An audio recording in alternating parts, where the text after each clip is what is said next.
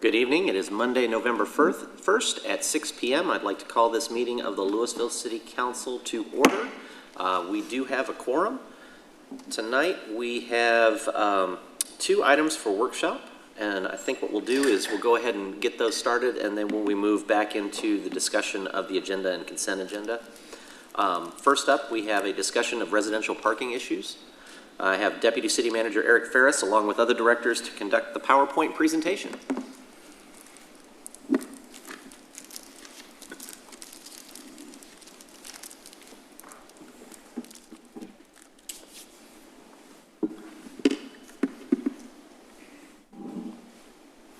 So good evening, our Mayor and Council.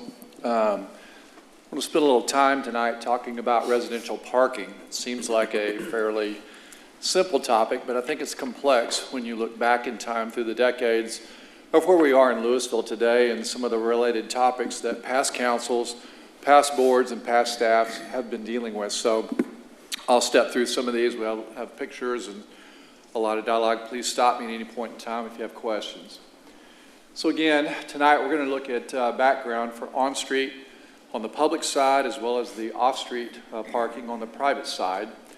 We're going to talk about citizen complaints that really escalated from the early 90s into the 2011 time frame and why that happened. Talk about the Neighborhood Preservation Committee. Again, the current residential makeup versus on-street versus off-street and your requirements and regulations that relate to that. Talk about comparison cities with regard to parking and residential parking, and then items for consideration. I believe this item was requested several months ago from Mayor Pro Tem Green, and some of the rest of you have talked about other related issues that we're going to talk about tonight. So we think it'd be a good time to go and visit on these items. So let's go back in time and through the years and talk about code requirements for the residential streets, and they varied. Prior to 1986, Louisville had a subdivision ordinance that was probably about 30 pages long. It was not a general development ordinance. It wasn't very comprehensive, but again, prior to 86, your street widths varied. Could be from 19 feet wide to 28 feet wide. Most of the references back then are back to back or measured back a curb to back a curb, which means generally on a 6-inch curb times 2, it's going to have a clearance of 12 inches less on the inside dimension, but most engineers talk about back-to-back. That's outside dimension, but for our purposes tonight, I think what's important to look at is the inside dimension related to travel lanes and to parking. Streets basically were asphalt or concrete. I'm not aware of any gravel streets that I could recall in the distant past, but they were either constructed by developers, which is a common thread. It's private land. A developer puts in 8 streets, it's his property, until they're built to city standard, whatever that was at the time, and accepted by the city, then they become city right-of-way. So that's your conventional method of most residential streets and some thoroughfares in most of your cities really across the country. There are some exceptions. Sometimes cities go in on bond or capital projects and build streets, residential streets, but I'd say the majority in Louisville were built by developers through the years. Some of the streets were annexed in as is. In our southwest section, the eastern section of Louisville, those streets existed, and we annexed those streets in as is. Width, construction type, pavement type, those profiles. So again, that's what we were dealing with when you look back in time. How did that happen? Some examples. This is Applegate. This is the northwest corner of Main Street and Old Orchard. These are AB streets. This was built in 1970. Again, 26-foot inside dimension, 27 back-to-back. These streets are fairly narrow, especially at night. When you get everybody home, they park on the streets. These are rear alley loaded. Again, we'll talk about complaints, but this neighborhood came out again for complaining about the increased amount of parking, but you can see it's fairly tight. Cherry Hill, right down just north of Applegate, similar thing, ranging from 25.5 feet to 26 feet inside dimensions, 27 back to back, and again, you can see that they're passable. Yes, you can get a fire truck down these streets, and yes, you can get an ambulance. You can do it, trash trucks. but it's tight, slows everybody down. But I think the issue is, again, you take these shots at night, there's a lot of cars here. Brownwood, this is going to be between Fox and Valley Parkway South, midpoint Louisville, south of Fox, in between Old Orchard and Valley Parkway. This was built in '71, another similar inside configuration. Again, I think this shot shows some complexities, that it's pretty crowded. But an interesting point here is you'll notice that there's street trees between the curb and the sidewalk. The city did not plant these trees. These were planted by neighbors through the years in the right-of-way. And it's a point of discussion when we go out for bond or capital rehab of residential neighborhoods. We'll have kickoff meetings, kickoff to design, to talk to the residents about widening their streets. In this case, you would think that, well, you know, it's 25 and a half, let's go to a 31 or a 33 if it's front-loaded and get more width and more capacity. Well, a lot of the neighbors do not like the trees coming out. Timberbrook, I always get this wrong, Westlake 2, where's David? Westlake 2? Westwood 2. We did not go back with 31-foot or 33-foot wide streets because they did not want the street trees to come out. So we went back with hybrids, save the trees, get the street appeal. But again, something to think about as we talk about future items and a little bit more in the presentation. But again, I think you can see the driveway, the trees, the sidewalk, a lot going on. People still get by, police and fire. But again, it's a tighter situation than probably was their experience in '75 or even in 1980. Marywood's further south, similar configuration. These are all rear loaded for the most part. They're the same width, so a lot of streets were this configuration. Old Town, this is an example of Richland Street, probably built in the 50s, late 50s. A lot of the houses are built in the 50s. 19-foot humpback asphalt street. You can see the configuration here. This has been slated probably, and it's again, there's no curb here, pretty much open ditch drainage. Parking is allowed here, so this is a street, an older street in Old Town, and again, this is the current condition.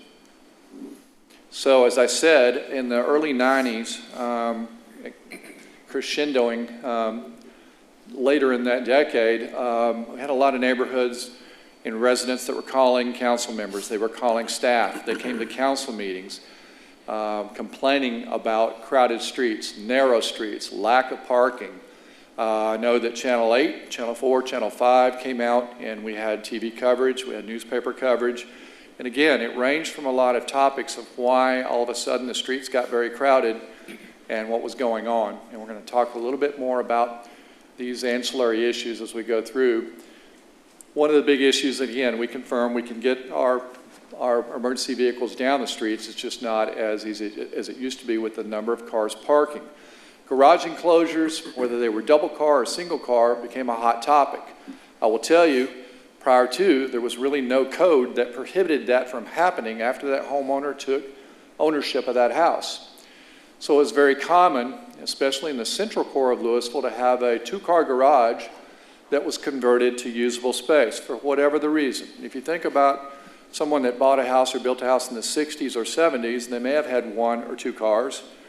The dynamics have changed. You know, now maybe two adults with three children, they may all have a car and a boat or something, or we'll talk about other issues of what was being complained about in the neighborhoods that made this more of a complex issue.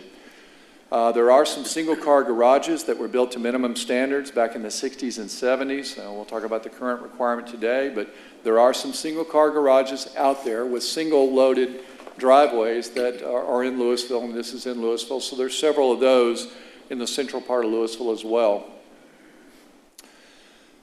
Complaints issued around, well, I can't park in the grass, so I'll just pave my entire front yard. And other than a significant change to grading, it wasn't apparent that it was prohibited to do that. So this is in Louisville. People did not want to get crossed with code enforcement, so they said, I can't park on the grass or dirt. I'll pave the side yard, I'll pave my driveway wide, and I'll pave the front yard. We need the space to park, and there's not space on the street. So again, this is an example of a single-car garage that was converted to usable space. as well as, for the most part, all of the required front yard, or all of the front yard is paved. There was numerous homes that did that. I don't think they were trying to be non-compliant or anything else. They just needed the parking space that they weren't getting on the street. Going back, we talked about side yard paving. Now, that was a bigger problem because, again, neighbor A was complaining that neighbor B paved their side yard, and now they're getting their drainage that comes over. But they were putting vehicles, RVs, boats, trailers, or whatever reason. There wasn't really a code that said they couldn't do that. And this was a contentious issue that some of you probably remember, but there's too many people living in the house next to me. That got sensitive. It was a hot topic. You heard the term not owner-occupied was a common cry back in the late 90s and the 2000 era, between 2000 and 2010, that it was a rental house. There's too many people living there. I will tell you at the time, we'll talk about the neighborhood preservation, but the city didn't have a tool to deal with occupancy limits in a house, whether they were living there or it was a Super Bowl party. So there really wasn't a lot that we could do back in the day, but that was a large complaint coming from the citizens was this is no longer owner-occupied, it's rental housing, we want something done about that.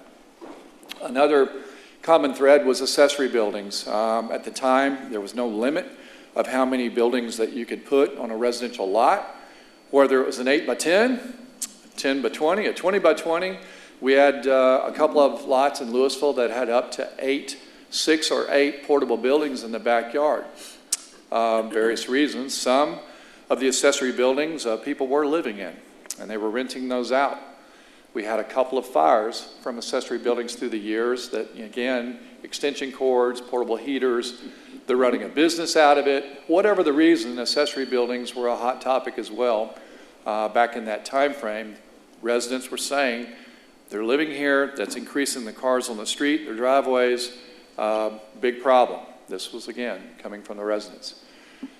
So, again, increased rental housing, and then we started noticing an influx of complaints or people putting RVs in their front driveway. And again, this is in Louisville. This one's a little bit more extreme because it's blocking the sidewalk and extends into the right-of-way. And again, some of these were being rented out, or maybe the kids moved back from college, or whatever reason they were being stored there. People complained, they're large, I can't come out of my front door and see the light of day to my right, I'm blocked, I might as well have a screening wall, to it's ugly, it's not a problem, and they ranged again from large camper trailers to motor homes to large boats of things being stored or parked in their front driveway, taking up the space and putting those cars potentially on the street. Something related was the large commercial vehicle parking. These ranged from a tractor trailer rig like this to wreckers, big trucks in excess of 1 ton, and we'll talk about the dates and the times that we have an ordinance that went into play there. But again, all of these issues were really exacerbating the issue about why are our streets so crowded and what's going on the public side and the private side. So with the heat on, the City Council formed the Neighborhood Preservation Committee to look at a lot of issues, and it was an ad hoc advisory committee formed in May of 2009. They directed the NPC, Neighborhood Preservation Committee, to look at really 8 topics related to, tied to life cycle decline of neighborhoods. What can we do on the public side and the private side to address some of these issues? And they met from 2009 to 2011, and they had a lot of great meetings, hot discussions. They had brought people in really to look at 8 areas, and I'm not going to expound on a lot of these that aren't related to traffic, but again, you see the residential on and off street parking, single-family occupancy levels, and property uses. And I will tell you that there was no action taken on that at the time. There wasn't a residential property maintenance code. Fire and building codes did not address residences on an occupancy level. They address dwelling and sleeping units per se, but there wasn't really a code that you could go in there and say, foul, you have 23 people living here or occupying this residence. that there really wasn't that tool in the Uniform Code package or the International Code package. The International Property Maintenance Code addresses some of it in sleeping and whatever, but at the time there was nothing there to address it. So ultimately, and again, proof of single family, living there versus occupying, again, it gets sticky, so there wasn't a lot there in that realm. Although a lot of citizens wanted something done about that, the council at the time chose to take the underlying ancillary issues, which probably was the better tactical way of addressing parking. Again, residential property maintenance issues and codes, we talked about that. We've since adopted International Property Maintenance Code. We have better issues to deal with some of the underlying issues. Nuisance and zoning codes, that got into, again, high grass and weeds or paving or RVs or, your accessory buildings, incentives and revitalization strategies. That dealt mainly with rental to increase your single-family rental requirements, as well as some of your PEP grants, your property improvement grants to homeowners that they could get, voluntary associations, deed restrictions, code enforcement strategies, keep on keeping on what we're doing, crime control interventions with street toppers, neighborhood watch strategies, and those types of things. These were the 8 items that the NPC studied for nearly 2 years. Your members at the time was former Mayor Bobby Mitchell as the chairperson, Doug Killow, Tamala Bowie, Marshall Durham, and Jack Avalon, former council member. So this was your makeup of the board that was appointed by the council at the time. So what did they come out with? They came out with a final printed report in January of 2011. And in general, again, the NPC did not really recommend any changes to on-street and off-street parking. However, they wanted some of the underlying issues dealt with. And they felt by doing that, they could make an increase or maintain or help some of the parking complaints from the citizens on both sides of the issue. So one was garage enclosures. They directed staff, or they recommended that council put together an ordinance to prohibit garage enclosures. Now, there was a lot of discussion about this, but again, do you protect your car or do you want, covered space for your family members? We get it. So what they did come up was that they would prohibit them, but allow another garage on the property of the same lot if it could be done. And I think that was somewhere in the neighborhood that if you could safely locate that, I think there's an 18,000 square foot or some the lot sizes involved, but I won't get into that. But they did direct staff or council to recommend that you do an ordinance prohibiting garage enclosures. Accessory buildings, regulate the size, the placement, the location, the number of. This was another sticky subject that we could not tell how long a lot of these buildings had been in place for whatever the reason, whether they were a residential use, where they were just storage, whatever they were doing. So we did an inventory the best we could in the city. And basically in the ordinance, it was grandfathered that those were grandfathered or legal nonconforming. They would be legal if they were in existence prior to 2013. Now, if they were dilapidated and they needed to be repaired or they were unsafe, that didn't count. But at the time, council didn't want to go back that far with that stringent of requirements, so they grandfathered those. They also regulated dwelling use. They recommended that you require an SUP and the lot be a minimum of 18,000 square feet in size or larger. This is where you get back to maybe a detached garage with maybe an apartment unit or a dwelling unit above. And then it can't be leased or sold separately from the primary residence. And then again, that was all about in the same time frame of 2013. So moving forward on our current residential street requirements, currently we have a 50-foot right-of-way. Now that's property line to property line. Street widths really are twofold. If it's front entry, you have a 33-foot back-to-back street that gives you, if it's front-loaded, we call, and we'll see this in a minute, you'll have a rollover curb. Those rollover curb dimensions from bottom of gutter to the drainage gutter pan of the street to the back of curb, those range somewhere in the avenue of 18 to 20 inches, plus or minus, because it's mountable. You have to drive over it, so it's not as steep pitch as a 6-inch monolithic curb. So again, 33-foot back-to-back be thinking somewhere in the neighborhood of 30 to 31 feet inside dimension. A rear entry is 31 foot back to back. That's going to give you basically a 30-foot clearance for parking and maneuvering. These widths and those profiles that I'm describing generally hold true for Old Town or a complete street. Sometimes we require or ask that you put in a 55-foot right-of-way or a 60 on a complete street, depending upon the traffic calming measures and the makeup of that profile. But in general, these still hold true. Example of this, and it's pretty typical of a 31 or a 33. This is a front-loaded development over off of just west of Summit, north of Main. This is Crescent Estates, 31-foot inside, mountable curb. This was the first design of a mountable curb that was probably a little steep. Since then, we've changed this design to broaden that, flatten that curb, depending upon the topo of the driveway as it goes into this. But this is an example of our current requirement on a front-loaded street, which is 33. Gives you 31 on the inside generally. And this was built in 2014. Some more on-street to consider. Again, our idea or our requirement at this point is parallel parking on the street. We consider an 8-foot wide by around 22-foot long stall on the sides of the streets. Angled parking is a little bit different. It can be 9-foot wide by 21 foot in length.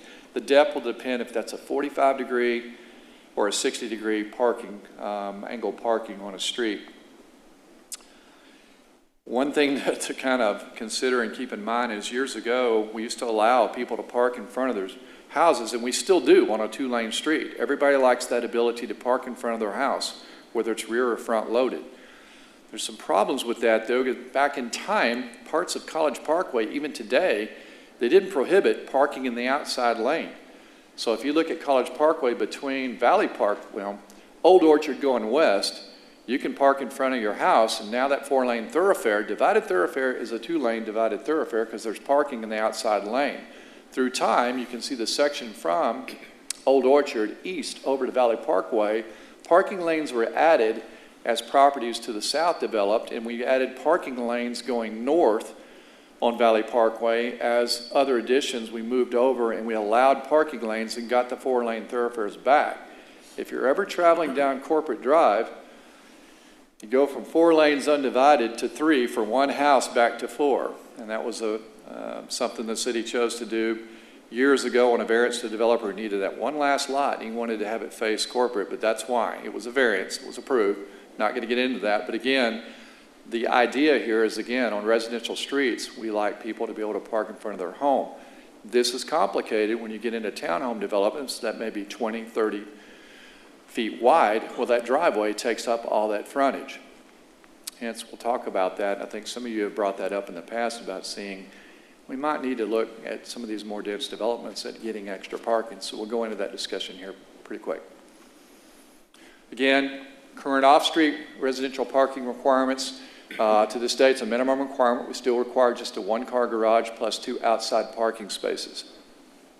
If you're larger than 60 feet or wide in your lot configuration, your driveway can be no wider than 27 feet. Lots less than 60 feet, your driveways can be no wider than 45% of the lot width. And in no case can you pave your front yard or be greater than 45%. Those all work hand in hand. That requirement would prohibit somebody from going in and paving their entire front yard, complicating parking and drainage and all the other things. Driveways, as far as paving generally or concrete, there's exceptions to that through the years that we've allowed continuation of legal non-conforming materials, whether it's gravel or asphalt. You can do that. You can pave that 27 foot as an extra side space in your front yard. But either has to be concrete, you match what's there, or you can continue what's there. You wouldn't go from gravel to concrete is what I'm getting to. So you'd be allowed to do that, expand that gravel drive, but you'd have to have a distinguishable border on it. Is that fair, Jeremy? Yes. Yes. Again, we do require driveway permits now for improvements. That way we can track it and ensure that that homeowner doesn't go out and expend money for something that's not going to meet code. And 2, it gets us a chance to look at it and make sure that all the elements tied to a driveway improvement are there for just not only their protection, but the neighbors as well. Off-street, again, our special recreational vehicle ordinance, I think, went in the 90s. And again, the current ordinance regulates anything over 22 feet in length. You have to be behind the required front yard. You can store something at 22 or less, but it has to be on pavement or an improved surface. If it's over 22 feet, that would imply that it's in the back or the side. It still has to be 10 feet from the main structure. Some residents don't like this requirement. We felt like from fire protection or for space or whatnot, it would protect the residents. We've had some issues through the years with fires in some of these, so that's the reason for the setback. Parking pads in the side or rear yard, they can be gravel or crushed rock, but you have to have that border to keep it nice and tidy and distinguishable as far as that pad. And again, we did on RVs allow for a 4-hour window for loading, unloading, or maybe you're stopping in just for a little bit, but there's a 4-hour limit. You can park there, and this is actually on street. You can do that. I stuck it here because we're talking about recreational vehicles. The big rigs, still the same. I think this one went in 1990. It was amended again in 1998.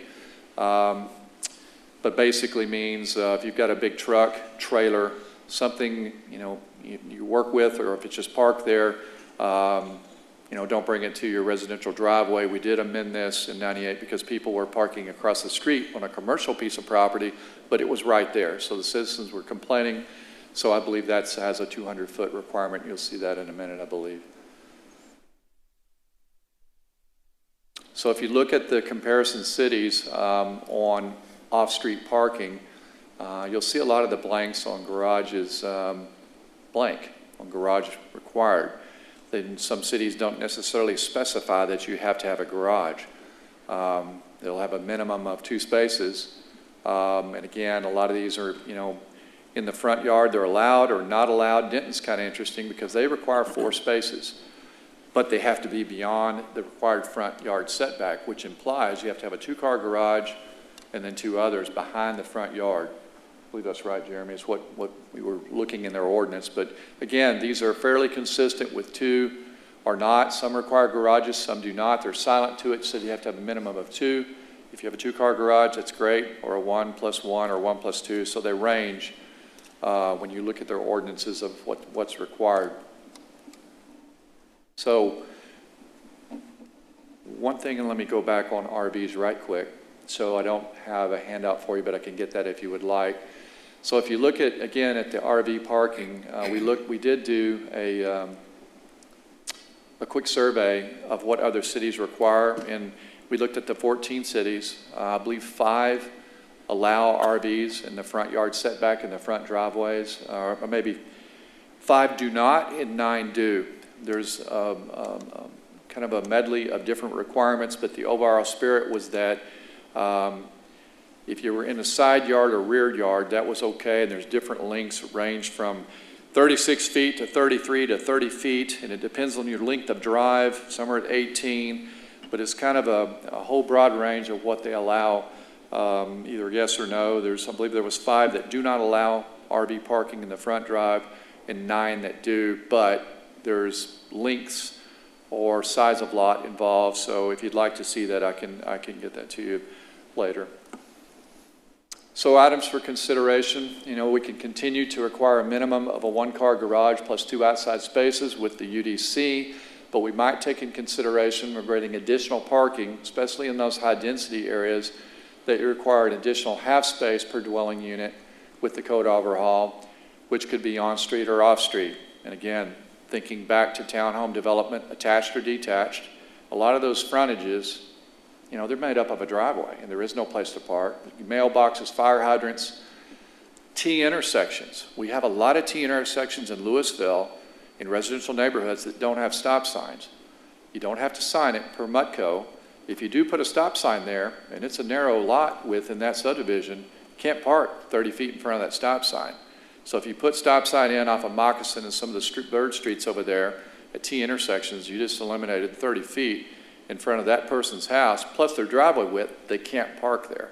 It's not the sole reason we don't mark T intersections, but again, you have to think about that, you know, what's going on in the street is already regulated by a lot of other different things, so just something to think about with regard to on-site spaces for future development, especially some of the more narrow townhouse development. Again, I think we should continue to widen our existing substandard streets on a case-by-case basis, neighborhood-by-neighborhood basis, whenever we get that chance. I think we did some modifications for Timberbrook. I think we saved some street trees. We didn't go to 3133. We had some modified of that. I know that we had the other subdivision that we did not do that, but it's what the residents wanted, and I think that was a compromise.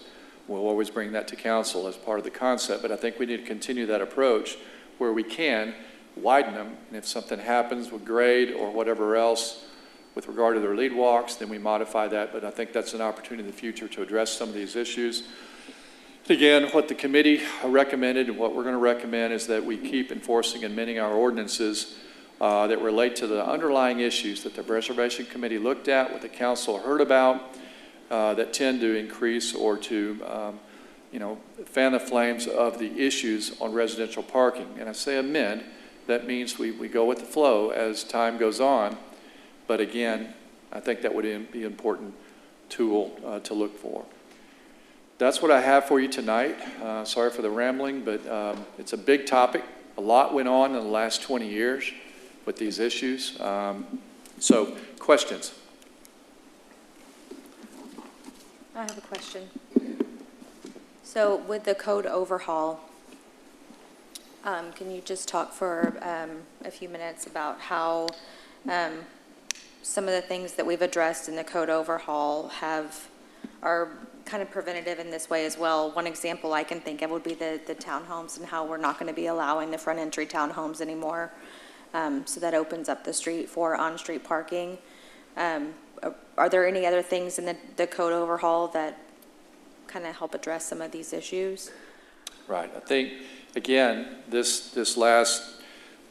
know, by having that additional half space per dwelling unit is something to consider. Or, you know, again, if it is tight attached, and let's say there are smaller drives approaches or in the back or whatnot, I think, you know, there's opportunity to build in additional guest parking in those, whether it's a PD or whether it's in Old Town or some of the more congested or tighter fit, narrower lot. There's an opportunity that we can look at that. I don't know that we flushed that out totally of how that works, but I know that Michelle and planning staff are looking at that to see can we get extra parking in those high density areas that may be jamming everybody into a 31-foot street, or in some cases in Old Town it might even be an access easement or whatever, because that's allowed today. You can front some townhomes or whatnot, I believe, on a street that's not a right-of-way. But again, the question is, where's everybody going to park if people come to visit or whatever?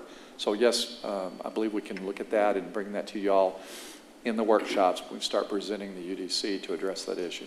Okay, there's just looking at the photos that you presented tonight, there's a recurring theme of things that I'm seeing.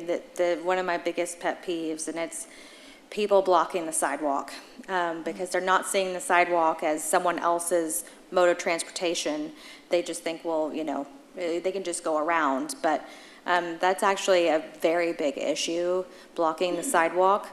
I don't know if there, you know, if you look at some of the residential pictures that you showed, I think maybe there's something in our design that we can change to discourage that. For example, like I'm seeing some front entry driveways that are, you know, a parking stall is 20 feet long, 18 to 20 feet long. But if you have a driveway that's 25 feet, they're going to try to, you know, 25 feet and then a sidewalk, they're going to try to park a second car in there. So it almost, you know, if we're going to do, we either do 2 car lengths or just 1 and then the sidewalk. And so then there's not somebody trying to sneak in there and then they block the sidewalk. Just a thought. I don't know if we looked at that or not. It's a good point. Again, you know, your conventional residential lot, you know, whether it's R75 or something that that has width and depth, is easier to accomplish than some of the high density areas that, if you drive a big pickup like me, you probably know you're probably not going to make the turn out of an alley and tightly inside a radius into a alley served or an easement served garage. But it's something we can definitely look at. I think generally it's a friendly enforcement issue today in the right of way. That sidewalk is in the right of way. When people, turn in, I had some pictures of those cars. Generally, we don't go out and ticket those folks for parking, blocking sidewalks. If we get a complaint, my guess is, Chief, is that we maybe put a notice on there and make them aware, don't do that. On the right-of-way public side. Is that right? Yeah, if it's on private property or on the public easement, blocking a sidewalk, that's going to be code enforcement. I'm talking about on the street, where it's in the right-of-way. Our sidewalks that parallel streets, that's public right-of-way. My understanding is that y'all give warnings, or you go, if you get a complaint basis, you go out and tell them, blocking the sidewalk, and you can't do that. It's my understanding of what y'all have done in the past. It's not been very, very aggressive, but if it's habitual, then they'll do it. We have a lot of driveway aprons that are very shallow, and they are legal non-conforming to current code. The sidewalks are there, and it's a tough situation, especially if they've enclosed their garage and have other things stored in their driveway. They're hanging out, as you saw in a lot of the pictures, and it's a very common theme, not only for Louisville, a lot of cities that have older developments or newer ones with shallow driveway pads, and people just match the wrong vehicle to the property, and they hang out and block the sidewalk. I've got one comment. Is there anything we can do? Is there anything we can do as an incentive for people to park in their driveways? Because I know on my street, it's if people would just use their driveway. Because right now it's like some of these streets it's like playing Frogger, on these streets. Not aware of any on-site. I know that HOAs do require people to use their garage, park in their garage, or you can't store a vehicle outside X amount of X time, but that's an HOA enforcement, and whether they enforce it, put a tag, it just depends on that particular HOA. But again, on our side, I'm not aware of any incentives other than parking on the grass or inoperative vehicles, things that or a nuisance in that driveway on the private side. I'm not aware of anything that would say, you need to park in your driveway. Again, a lot of these homes were built in the 60s, 70s, and 80s, again, when my belief was a 1 or 2 car family. Now the dynamics have changed. It could be, 4 or 5 vehicles tied to a family. It could be a rental house. There may be 4 bedrooms registered with our program. It might be 4 or 5 cars, and there's no way they can park in the driveway. They've got to be on the street. No, I understand that, but if somebody's got, 1 car and then they park in, the street, We can look. I'm not aware of any incentives direct, but it's a good comment. We'll look at that, Councilman, and get back with you on that. Okay. One question for you. I know, like some of the streets that you showed between Fox Valley and Old Orchard, I call them the wood streets. Yes, sir. They have a heavy parking problem. And I saw from the ad hoc committee that they talked about widening the streets, and I saw some things about maybe trying to widen it. Do we have any plans in effect to try to do that? Because it's very hard to get up those streets. It is. Even at best case, you have a 30 or 31 foot street with 2 8-foot lanes, parking lanes. And if someone parks 12, 20, 25 inches from the curb, it makes it worse. But again, Councilman, I think that generically we could say, yes, we're going to put a 31-foot street or a 33-foot street here. We're going to tear out all the trees, and it's going to make you have to put a retaining wall, perhaps on, or something to do with the grades on your lead walk or something going up, because you're doing width. And if the lots are graded back, you're making it wider, so it can have an impact on those residential lots and how their yards are configured. But I think the bigger issue from what we've seen through the years is when we go into our pre-design with these neighborhoods, they like their street trees and they don't want them taken out. Again, I think the most narrow streets we presented tonight and the most common theme is 25 to 26 foot inside to inside, and a lot of those do have those streets. We can do it, but we've been hit in the past with complaints during those neighborhood meetings. Is that a fair statement, David? that, again, it's not gone as smooth as we'd liked on just widening them to get them extra clearance. Yeah, yes, as a matter of fact, Westwood too is part of that Wood Street area, and they specifically wanted their trees left. We originally designed the streets at a wider width, and the neighborhood overwhelmingly wanted us to change the design back to a narrower street to save the trees. Even with cutouts for like parking, like we do in Old Town, like the little cutouts for parking. Yeah, so the traffic calming or cutouts, you know, we can do those, I think, on streets like College, or they're wider and you don't get into a lot of the issues with that. I think you'd be really hard served to do that, you know, on maybe Cherry Hill or to Applegate or something. It's just, there's just not enough room there to do it, even though they're alley served. But I think we have to try to do what we can do. Even if we can get a foot, well, that's, you know, you think about it, 12 inches, you know, that's, you miss something by 12 inches or hit something, 12 inches, that's either close or far. But anything we can do to improve it in our neighborhood rehab projects, I think we should. But we have to work with the residents too on what they want. On that note, I'd just like to say I think it's great practice to continue to have those design meetings with the neighborhood beforehand, because they may want the parking more or they may want their trees more, and I think it's absolutely their right to be able to give that input up front. And if they want the trees, you know, I wouldn't want us to be taking them out just to, you know, help with the parking if they wanted the trees more than they wanted the parking. So I appreciate that we're doing that. Thank you, Mr. Ferris. All right, council, we're going to run quickly through the agenda here just to make sure we've got enough time, and we'll have Director Anaya come up. Any comments or questions on public hearing number 1? Consent agenda. Item 2. Item 3. Item 4. Item 5. Item 6.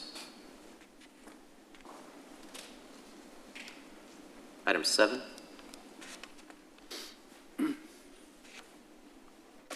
Item 8.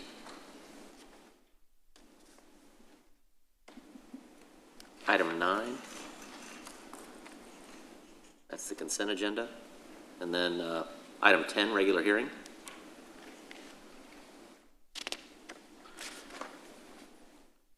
Item 11.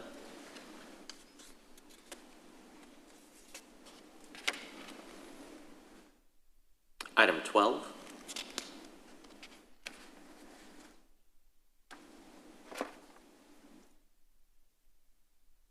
Item 13.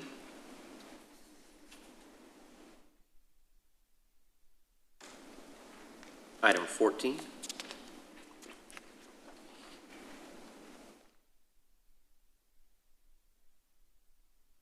Councilmember Meredith is going to lead off on the reports this week.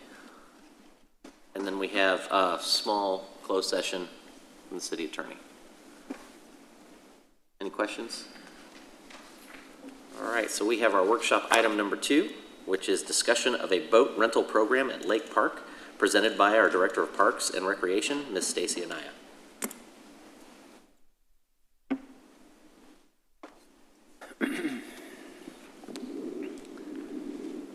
All right, Mayor, City Council members, park fans, Stacy and I with the Parks and Recreation Department. I'm going to have Hillary Bowen step up and do the meat of this presentation after I kind of lay the groundwork for you. So I just want to give you like some ideas about what we're going to propose to you for a boat rental program out at Lake Park, and just setting the current conditions. Remember that the City of Louisville has a lease from the Army Corps of Engineers for Lake Park, and we're allowed to enter into concessionaire agreements, but there's subleases and agreements and permitting that has to go through City Council and Corps approval.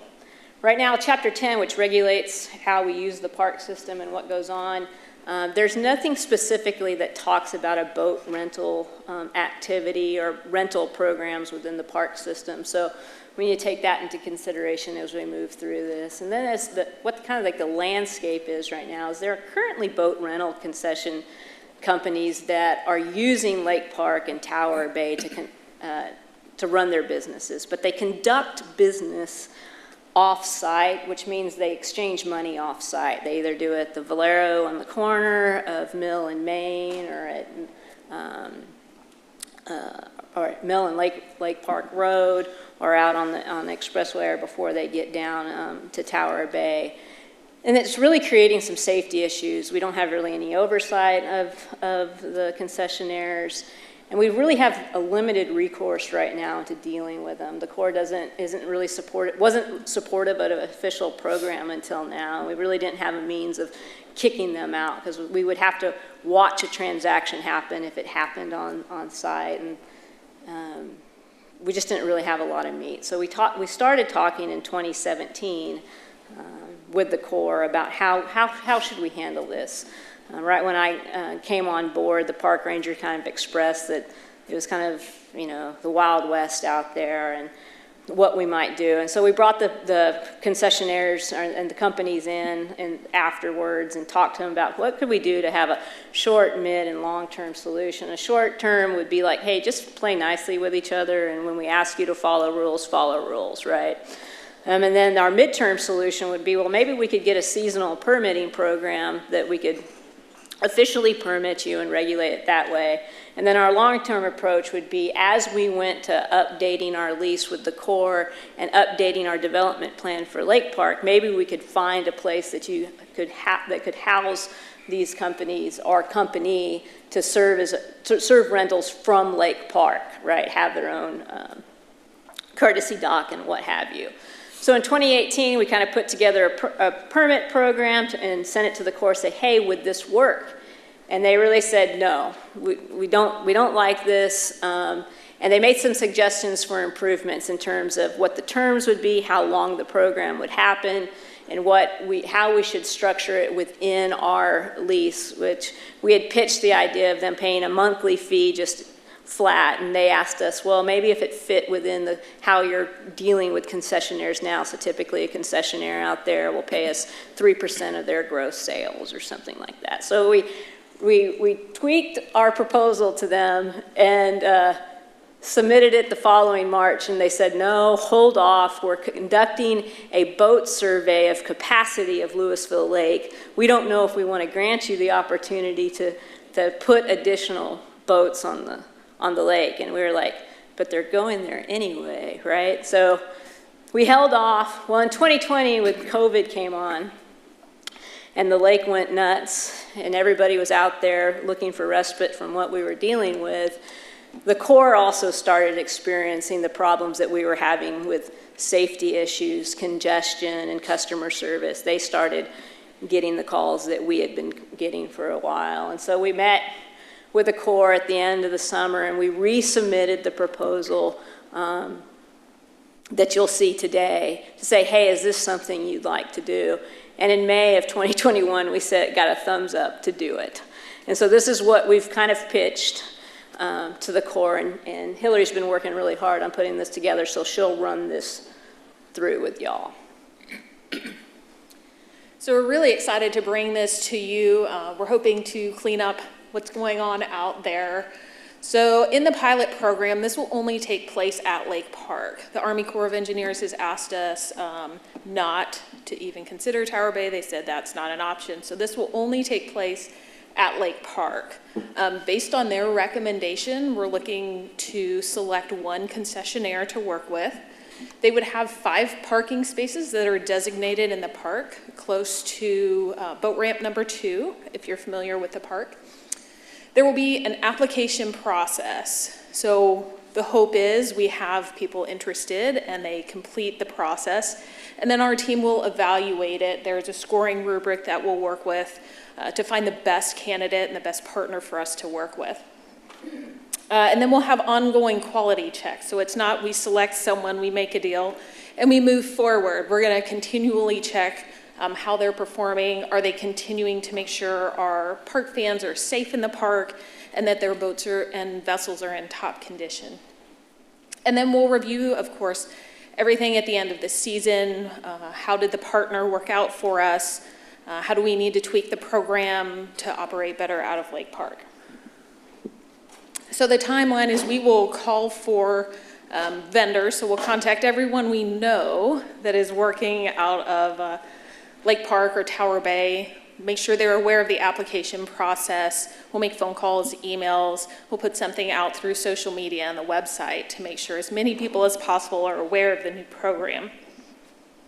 So that will be open for all of January, and then February, we're gonna start working through evaluating these different potential concessionaires, and then we will come to you as well as the Army Corps of Engineers to seek approval for whatever concessionaire is selected.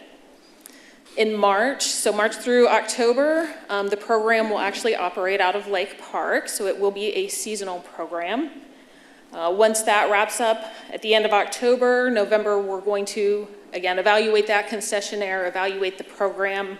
December, we'll make those changes, and then once again, advertise the updated program for 2023. So in order to be eligible, they have to be timely in their submission. So our cutoff is January 31st. They try to submit it afterwards. They've missed the deadline. There are background checks that are required. We report those results to the U.S. Army Corps of Engineers along with our recommendation. They do have to have proof of marine general liability, auto insurance, and workers' comp. So not everybody with a boat is going to qualify for this. It's very important that they are insured and that our park fans are protected.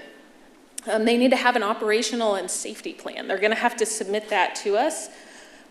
So we will be evaluating that, as well as a list of photos of all the vessels, and they're going to have to prove registration and license. So we're going to create little stickers, so once the person is approved, we're approving individual vessels as well as the concessionaire themselves. So they won't be able to trade out vessels from what we've already approved, and we'll know, and it will be very easy to tell for me, for you. You can go out there, see our little stickers on the boats, and know that they're an approved vendor. We'll be looking at their complaints. They need to have limited complaints and citations. So we'll be utilizing the Denton County online record search, as well as working with the Corps, talking to them, making sure there's not any major complaints or issues with that particular individual's particular vendor, as well as our park ranger. He does take note of all the citations that he issues. So all of those together, we'll be looking at those, and they need to have minimal complaints within the past 5 years. And then, of course, our preference is to get a Louisville-based business as our partner. So the program requirement, so in addition to everything that they've done, if they're selected, there is a $200 program fee plus the 3% gross sales that Stacy mentioned. So they'll have to pay that. They'll have to pay their fees in a timely fashion. If they're constantly late with payments, we will be addressing that with them. They need to follow all the park rules. They cannot store their vessels in the park overnight. They do have to remove them from the property. They need to have someone in Lake Park for the duration of the rentals. They can't just drop and run. They need to have someone on site, so if there are issues that the renters face with the vessels, there's someone there who can quickly respond. They can only park in their designated spaces. They cannot sublease or in any way give someone else permission to use their permit. So it is for them and them alone. So there's not going to be another sublease to this individual or this company that we're working with. So our park supervisor, our park ranger, will be doing monthly quality checks. So he's going to verify they're following all of the rules, that they're following the safety protocols. All of their vessels are marked. Again, we're going to have those stickers that will be easily visible. So it'll be on the vessel, on the trailer, on the auto vehicles that they've already had approved. So again, making sure that we're keeping only the approved vehicles and trailers in the park. And then, Stacy, I'm going to kick it back to you for the next steps.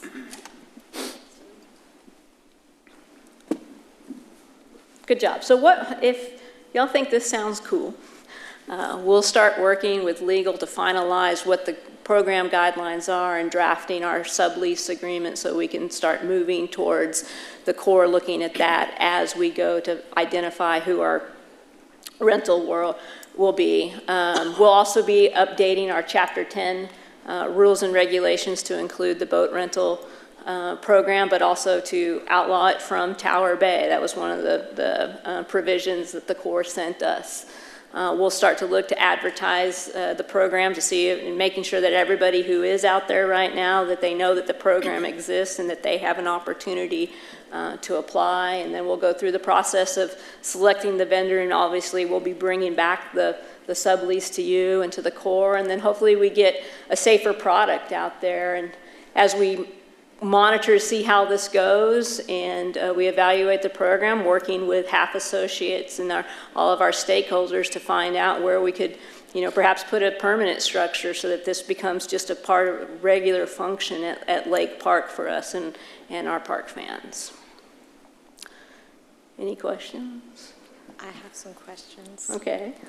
So, first of all, I'll just say I think this is very, very needed because it is crazy out there. And I assume when we're talking about a boat concessionaire, we're also talking about somebody who's renting out jet skis as well. Jet skis. Because those are terrifying.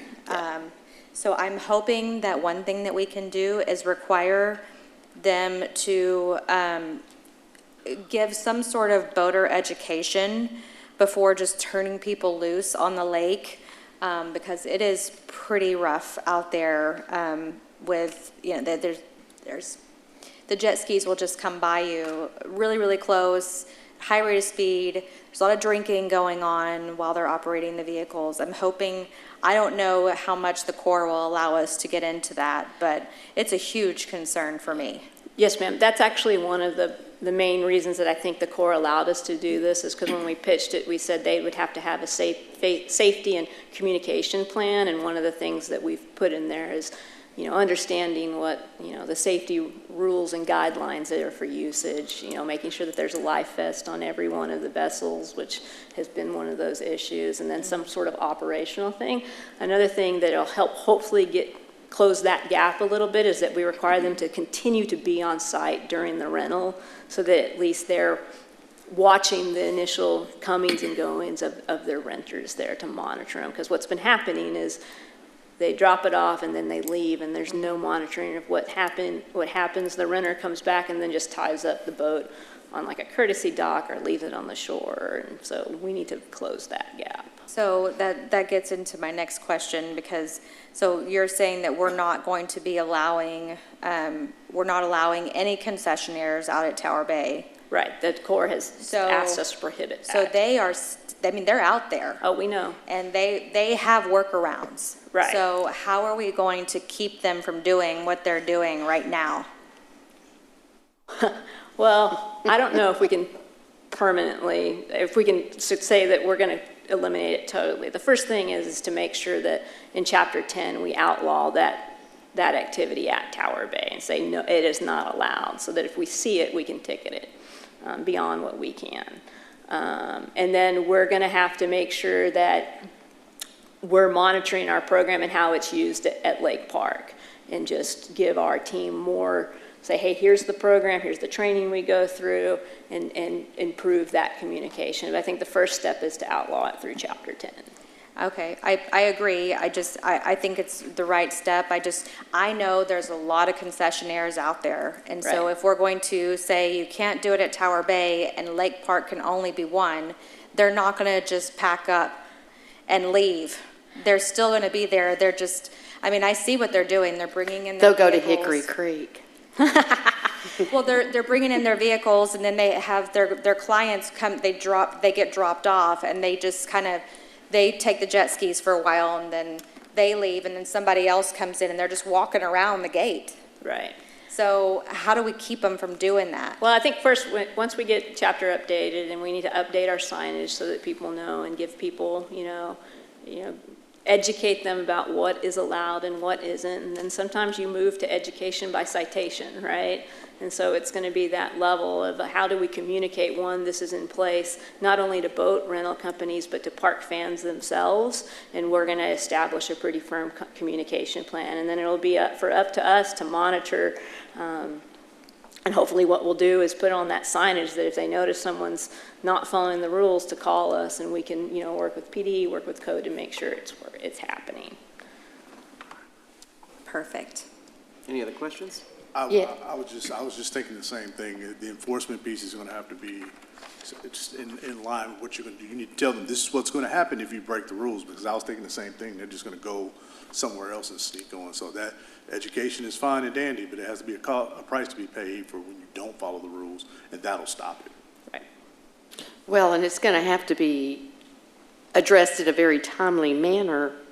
Otherwise, it doesn't do any good for people to complain because nobody comes out there to do anything.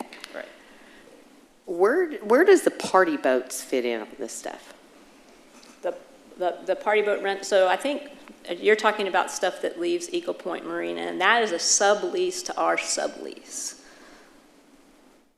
right now. So would that still be allowed, I guess? Well, yes, because that's the current concessionaire out of Eagle Point Marina. Okay, because there's some major problems there. Right.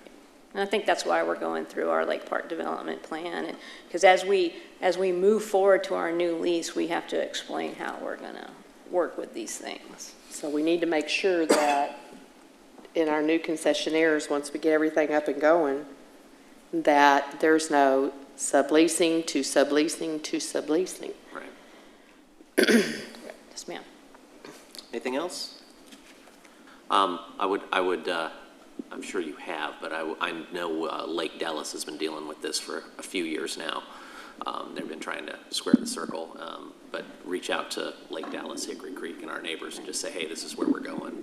That's great. Make sure we're kind of all in lockstep. I think that would help. Okay. So, thank you. Appreciate it.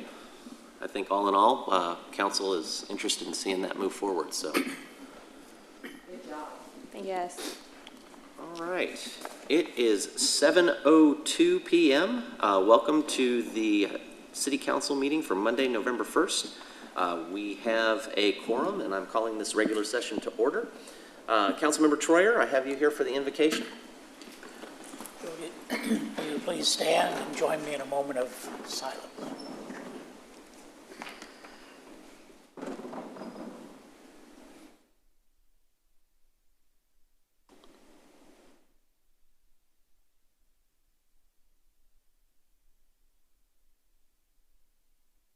Thank you. Councilmember Meredith, would you please lead us in the pledges to our flags? I pledge allegiance to the flag of the United States of America and to the republic for which it stands, one nation under God, indivisible, with liberty and justice for all. Honor the Texas flag. I pledge allegiance to thee, Texas, one state under God, one and indivisible.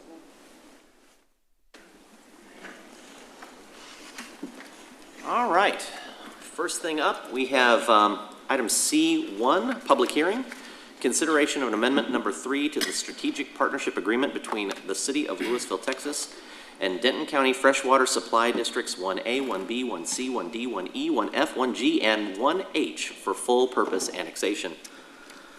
The City and Denton County Freshwater Supply Districts 1A through 1H wish to amend their strategic partnership agreement to provide for the full purpose annexation of all land within the districts, which is part of the Castle Hills development, into the City of Louisville effective November 15th, 2021, the third amendment. The proposed service plan to provide municipal services to the area within the districts upon annexation must by statute be explained at the public hearing. All written or oral objections also must be considered at the public hearing. Copies of the proposed third amendment and the proposed service plan are and have been available at the City Secretary's office, Louisville City Hall, 151 West Church Street, Louisville, Texas, 75029. A map of the area proposed for annexation along with other relevant documents concerning annexation may be found at the City of Louisville website under Residence Info, Castle Hills Residence. This public hearing represents the third of 4 public hearings that will be held before the approval of the third amendment and subsequent full purpose annexation. Notice for this public hearing has been properly posted. It is recommended that the City Council conduct the public hearing on the proposed amendment as set forth in the caption above, and we do have a presentation by Ms. Donna Barron, our City Manager. Pursuant to Texas Local Government Code, Section 43.056, the City Council directed the Planning Department to prepare a municipal service plan for implementation after the full-purpose annexation of the districts in Castle Hills. The Planning Department prepared a draft plan which is and has been available to the public at City Hall and on the city's website since September 20th of 2021. I will now explain the draft service plan in accordance with Section 43.056. The service plan provides for levels of services, public infrastructure, and public infrastructure maintenance in the annexed area immediately upon annexation that are comparable to the levels of services, public infrastructure, and public infrastructure maintenance available in other parts of the city with similar topography, land use, and population density. Services that the city will provide to the annexed area immediately upon annexation include emergency services such as police, fire, and EMS, wastewater services including maintenance and operation of wastewater facilities, water services including maintenance and operation of water facilities, maintenance for roads, streets, and related infrastructure, environmental health, inspections and code enforcement services, planning and zoning services, maintenance and operation of publicly owned parks, playgrounds, libraries, and swimming pools, maintenance and operation of any other publicly owned facilities, and any other services which are available within the city to the extent they apply to the annexed area. The city will also provide solid waste services to the area upon annexation, consistent with the methods and procedures currently in use in the city. However, in accordance with Texas law, the city will not prohibit the ongoing use of a private solid waste management service for a period of 2 years or until such management service is unavailable. The plan is subject to amendment by the City Council, but no services will be removed that are already included in this draft. The plan will have a term of 10 years, after which the city may renew the plan or fold the provided services into those of the rest of the city. The public is invited to provide comments to the draft service plan at this and the remaining public hearing concerning annexation of the lands within the districts. The final service plan will be considered for approval on November the 8th, 2021 during a specially called City Council meeting, and if approved, will go into effect at 12:01 a.m. on the date of annexation, November 15th, 2021. The draft service plan will remain posted online with copies available at City Hall until that day. Thank you. City Secretary, do we have any public comment? No, sir. All right. I'll entertain a motion to close the public hearing. Move to close the public hearing. Second. I have a motion and a second. Council, if you would please vote. Motion passes 5-0. The next one of these will be on the 8th. Item D, Visitor Citizens Forum. Speakers must address their comments to the mayor rather than to individual council members or staff. Speakers should speak clearly and state their name and address prior to beginning their remarks. Speakers will be allowed 5 minutes for testimony. Speakers making personal, impertinent, profane, or slanderous remarks may be removed from the meeting. Unauthorized remarks from the audience, stamping of feet, whistles, yells, clapping, and similar demonstrations will not be permitted. In accordance with the Texas Open Meetings Act, the City Council is restricted from discussing or taking action on items not listed on the agenda. Action can only be taken at a future meeting. City Secretary, do we have any public comment? No, sir, we do not. Thank you. Item E, consent agenda. All the following items on the consent agenda are considered to be self-explanatory by the council and will be enacted with one motion. There will be no separate discussion of these items unless a council member or citizen so request. For a citizen to request removal of an item, a speaker card or e-comment must be filled out and submitted to the city secretary. I do not have any items being requested to be pulled from the consent agenda. I'll entertain a motion to approve the consent agenda. Move to approve the consent agenda. Second. I have a motion and a second. Council, if you please vote. Consent agenda passes 5-0. Item F, regular hearing, number 10, consideration of a variance to the Louisville City Code 2-201 fee schedule to waive special event fees in the amount of $482.65 as requested by We Are One Community. We Are One Community is a charitable event scheduled for Saturday, November 20th at Music City Mall and being conducted by Love for Kids Incorporated. The group expects to give away approximately 3,000 Thanksgiving meals, along with diapers and COVID-19 and seasonal flu vaccines. The group has applied for a special event permit and is seeking a waiver of $482.65 in police services fees. It's recommended that the City Council approve the variance as set forth in the caption above. Of course, available for questions is Mr. James Kunke, Director of Community Relations and Tourism. And if there are no questions, Council, I'll entertain a motion. I move to approve the variance request as set forth. Second? I have a motion and a second. Council, if you please vote.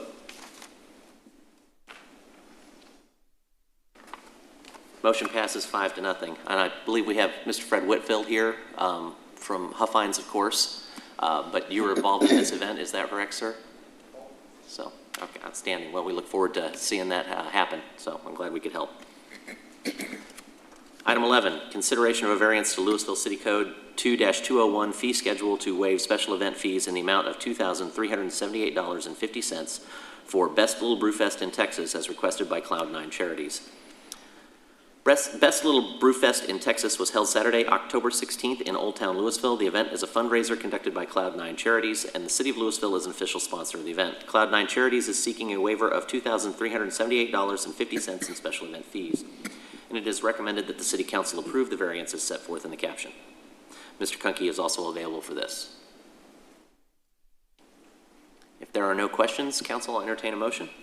I move that we approve the variance as set forth in the caption. Second? I have a motion and a second. Council, if you would please vote. Motion passes 5-0. Thank you, Council.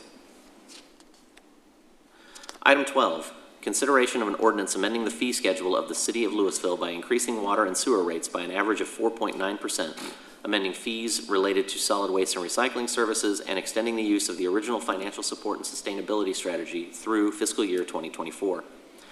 As part of the annual budget process, changes to the fee schedule based on an analysis of current charges as compared to cost recovery goals and/or comparison to surrounding entities is conducted. In addition, fees are reviewed to make sure they are still applicable. Resulting modifications are proposed by the departments. Historically, fee schedule information has been codified and included in the Code of Ordinances. However, last year, City Council approved a non-codified fee schedule and left in place language stating that a repository of fee schedule information is available on the city's website. In Section 2.201 of the Code of Ordinances, actual fee schedule information is now located on the city's website within the Finance section. This repository is maintained by the City Manager's Office. In addition, the original Financial Support and Sustainable Strategy approved by Council in June 2019 was set to be evaluated in late 2021. The impact of COVID on the Parks and Recreation operations, however, skewed annual assessments of cost recovery levels and limited the department's capacity to determine if the strategy should be modified. For this reason, along with the annexation of Castle Hills, the Parks and Recreation Department is recommending extended the use of the original strategy through fiscal year 2024. It's recommended that the City Council approve the ordinances set forth in the caption. And Council, I will, if there are no questions, I'll entertain a motion to approve. Move to approve. Second? I have a motion and a second. City Attorney? This is an ordinance of the Louisville City Council amending the fee schedule of the City of Louisville by increasing water and sewer rates by an average of 4.9%, amending fees related to solid waste and recycling services, and extending the use of the original financial support and sustainability strategy through FY 2024 and declaring an emergency. Council, I'll entertain a vote.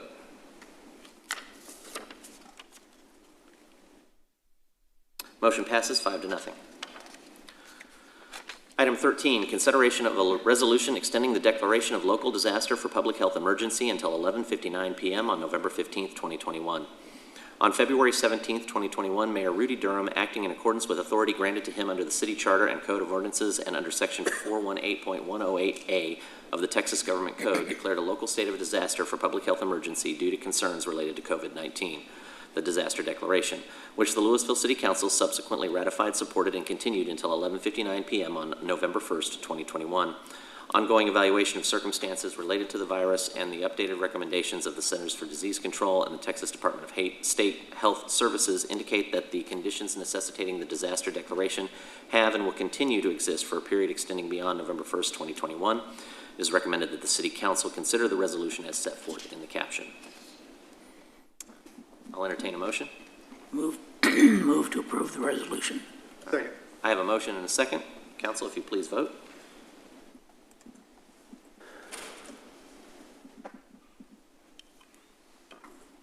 Motion passes 5-0. Item 14, consideration of an appointment to the position of city manager and authorization for the mayor to execute an employment agreement. The current city manager, oh man, I don't want to read this. The current city manager will retire effective January 31st, 2022. The appointment of her replacement is therefore necessary. It's recommended that the City Council make an appointment to the position of city manager and authorize the mayor to execute the related employment agreement. With that, council, I will entertain a motion, or if there are any questions. You just need a motion to enter into negotiations with the contract for the new city manager. Recommendation that we appoint the position of city manager to a particular individual. Okay, so you would like for me to name a particular individual? I think we need a name on this one. Okay. Is there specific language I need to use, or can I just improvise? You can improvise. Okay, all right, well. Please don't do it like a jazz riff or anything. Just I won't be singing anything. No dancing either. So I move that, that we extend an offer for our next city manager to Ms. Claire Powell. I'll entertain a second. Are we gonna, I'm sorry to interrupt, are you gonna authorize the mayor to? And authorize the mayor to enter into contract negotiations for that as well. Is that good? Yeah, and execute the agreement. And execute it. Second. Okay, so I have a motion and a second for all of those. Council, if you would please vote. I don't know. Drum roll. Motion passes 5-0. I would like to say something about this whole process, because not very many city councils get the chance or have the opportunity or are burdened with, whatever you want to call it, except for Flower Mound, appointing city managers. And this has been quite extensive. And all of our finalists were just phenomenal. And it was a daunting position to be in.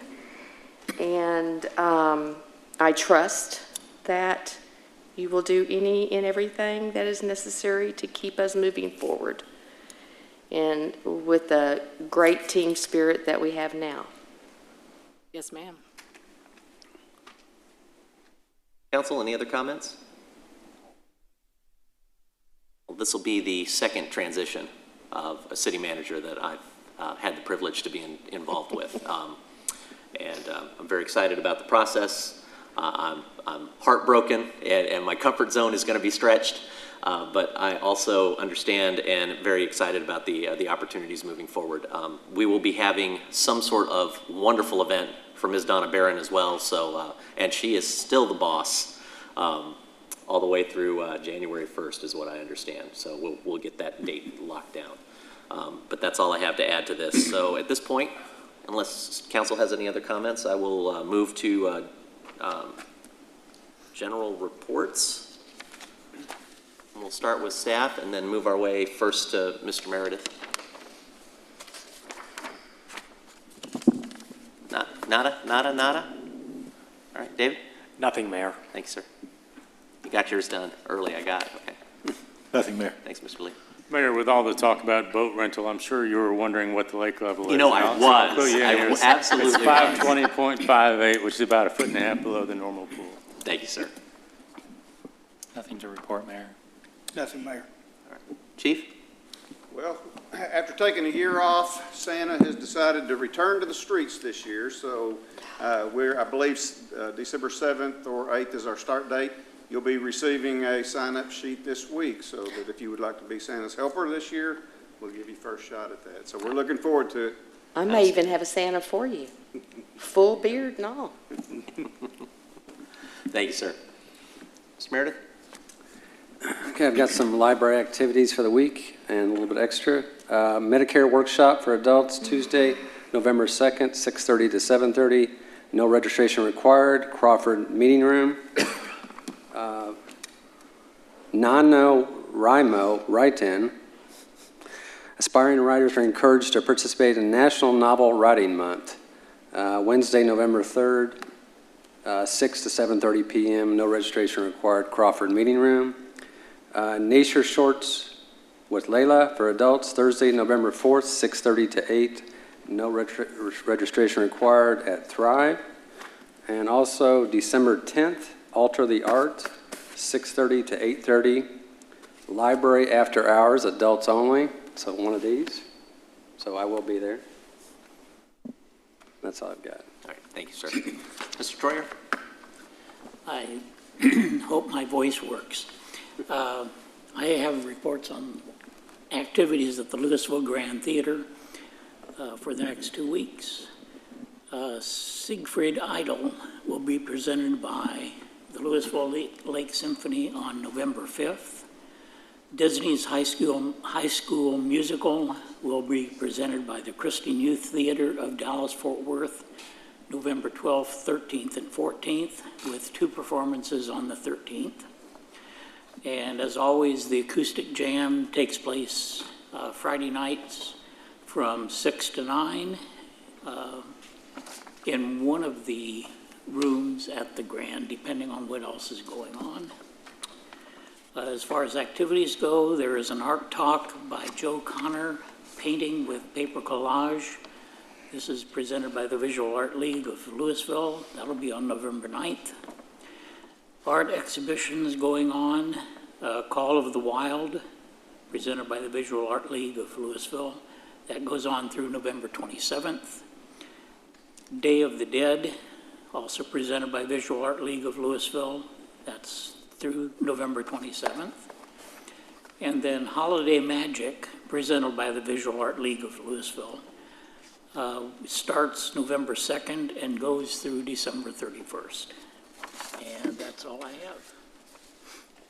Councilmember Green? Me? Okay. So this weekend, I had the pleasure of attending a neighborhood block party in my neighborhood. And it was so refreshing to see my neighbors that I haven't seen. We've all been cooped up at home, and it was just so good to see everybody again. So I thought it was an appropriate time to mention that the city does have the Love Your Block program, which is a grant program. It's a $500 reimbursable mini grant that your neighborhood can apply for, and it can be used for neighborhood parties or meeting space rentals. Vacant lot cleanup, little libraries, planting in a neighborhood shared space. And we are accepting applications for that right now. So I would highly encourage you to seek this out. There's nothing better than getting together with your neighbors and, just having that community together is priceless. And that we have money set aside to help you do it. So take advantage of it. Councilmember Jones? All right, since we're talking about neighborhoods, after you have your block party, your neighborhood group can come together and apply for the neighborhood enhancement program starting December 1st. The city will reopen the process where neighborhood groups can get together and get a matching grant of up to $12,500. Now here's the kicker, you have to match it dollar for dollar for the program that you want to implement. But the neighborhoods, it's something that you can check out on our website. It's a great program, and it's something that we can do together to beautify Louisville. That's all I have, Mr. Mayor. And then I'm going to say, while you're doing that, every house needs a dog or a cat. Our shelter is getting at capacity. I'm very much an animal person, and I made a very big mistake at the animal services meeting by going and saying hi to all the animals. It was tough to leave without one. But we are almost at full capacity, and there are some great dogs and cats there. One of them particularly, a Pyrenees mix by the name of Luna. She will steal your heart. I'm hoping that she gets adopted soon. But please, before you go and buy something, these animals have been thoroughly checked out. Their socialization has been examined, and they need some forever homes. So I would ask that they do that. Great stuff. Gonna give a quick heads up. We're getting into tryptophan season. So if you have an interest of figuring out how do I get to Denton from Louisville, I will be having a bike ride, weather permitting, on November 13th. So come ride with the mayor. We'll be taking off here at Louisville over on the up on Garden Ridge, where it comes over to the train station. And one of the great things about riding on a Saturday is that when you get as far as you want to go, you can take the train back. So we'll be doing that. Look for more information on social media. I'll be letting people know. With that, I believe we have a little bit of work in closed session. So let me find my legalese here that I need to read, which is that in accordance with Texas Government Code Subchapter D, Section 551.071, consultation with attorney, legal issues regarding the Texas Opioid Abatement Fund Council and Settlement Allocation Term Sheet Agreement, which approves the allocation of any and all opioid settlement funds within the state of Texas. Section 551.072, real estate property acquisition, and Section 551.087, economic development, deliberation regarding economic development negotiations. We are going to move into closed session.